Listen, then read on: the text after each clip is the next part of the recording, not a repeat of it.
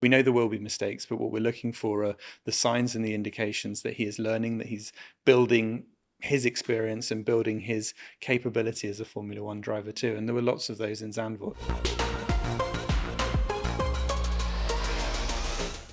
Hi everyone, I'm Olivia, and this week I'm joined by team representative Bradley Lord answering all your questions about the Dutch Grand Prix. Bradley, welcome back to the Akkodis Debrief. It's been an eventful weekend in Zandvoort, to say the least. But before we dive into all the details, how was it being back trackside after Summer Shutdown? It was great. It was lovely to have the break, and I think everyone in the paddock appreciated it, and everyone in the factories as well, who are working so hard for 2026. But likewise, after a few weeks, it's time to get back to it. We all love racing, and you could feel a real spring in everyone's step in Zandvoort once you sort of went through the paddock swipes and got down to work. And we dove straight into it with Zandvoort. I mean, loads went on, and let's dive into the race then. So for George, first of all, I was actually in the race support room at the factory, sitting next to the aerodynamicist when he had that collision with Charles Leclerc, and you could just see the floor lighting up red with damage. So just how much damage was sustained on George's floor, and did that affect his race pace? It was pretty substantial damage. You could see it on TV and on the replays, bits of the floor falling off, the sort of floor edge, which is super important, not just for the downforce, actually for the handling characteristic as well. So George lost enough performance to cost him anywhere up to 3/4 of a second a lap. So it was substantial, but also it changed the handling characteristics of the car as well. So he was having to cope with the loss of performance and being effectively down on lap time, but then also adjusting and adapting to a car that was starting to behave in a pretty unpleasant way at points. So yeah, fighting with one hand tied behind his back, and in the end did a brilliant job to get it to P4 and score the points that we did. And I mean, off the back of that then, so was that the main reason that we asked George to let Kimi pass him? Yeah, it was exactly that. George, we knew he was down on performance. We knew Kimi had a healthy car. He had actually run over some debris as well from that same collision, but he had the pace, and we therefore asked the drivers to invert, which is a normal team instruction that we will deploy from time to time if we think it can help the team overall score more points. And Kimi was then able to stretch his legs, start closing down Leclerc in front and start pressuring the Ferrari, which brought some other strategic options into play. And off the back of that, actually, why did we decide to pick Kimi on the softs? As we went into the race, we thought it was probably a one-stop. We weren't completely wedded to that plan though, because we knew it was going to be quite on the limit in terms of tyre life, and that a two-stop could come into play if the degradation proved to be higher than we'd expected before the event. So as we went into the race and as we were watching Kimi's lap times come down and watching how Leclerc's were evolving as well, we could see actually that degradation was high, and that the two-stop was becoming increasingly attractive, because although you obviously lose time, you'd lose track position, and that is a significant factor at a circuit where it's so hard to overtake like Zandvoort. Nonetheless, we believed that the tyre offset and the performance advantage would give Kimi the opportunity to get back through those cars and potentially leapfrog Leclerc as well. So that's why we pulled the trigger, tried the undercut, and obviously came within a few tenths of a second of it being successful. With circuits like Zandvoort, where it is narrow, it's super difficult to overtake.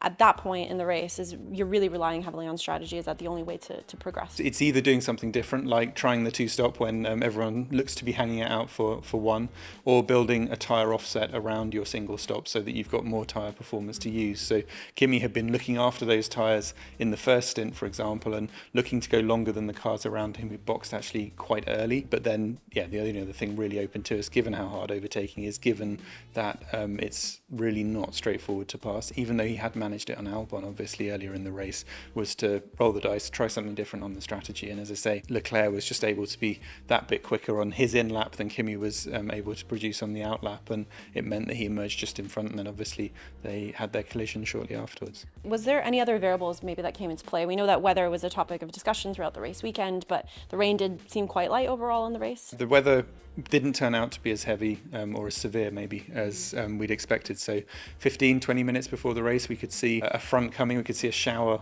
working its way north across Zandvoort town and then towards the circuit. That actually broke up a little bit. So where we'd been expecting light rain, we weren't sure if we'd need to move to intermediates or not. Actually, it turned out to be little more than a few spots. So the circuit was a bit greasy, but it certainly wasn't anything other than slick tyre conditions. That turned out to be rather easier to manage than it could have been had it come in heavier. And on to Kimi as well. What positive aspects are we taking from his performance this weekend, especially with the overtaking and his race pace? Yeah, I think as people have done their mid-season evaluations, Kimi's had a little bit of criticism and perhaps some suggestions that things aren't working out, and we've been really clear all along that this is a learning year for him. It's come very very early. He's still very young and very early in his career trajectory as well. So we know there will be mistakes, but what we're looking for are the signs and the indications that he is learning, that he's building his experience and building his capability as a Formula One driver too. And there were lots of those in Zandvoort. So if you look at his race pace, you look at the improvement and the step he made in qualifying, notwithstanding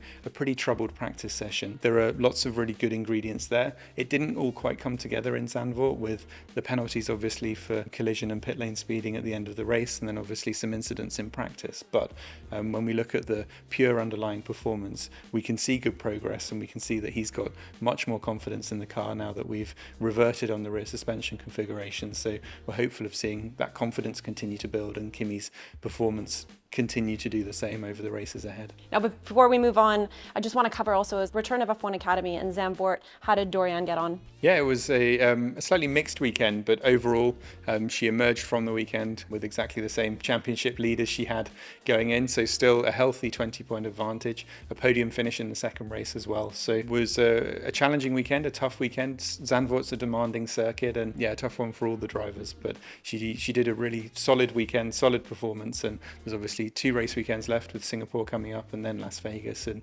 she's in prime position to defend that lead, hopefully stretch it, and still very much gunning for that championship. With Zandvoort comfortably behind us then, it's Monza next, home race for Kimi.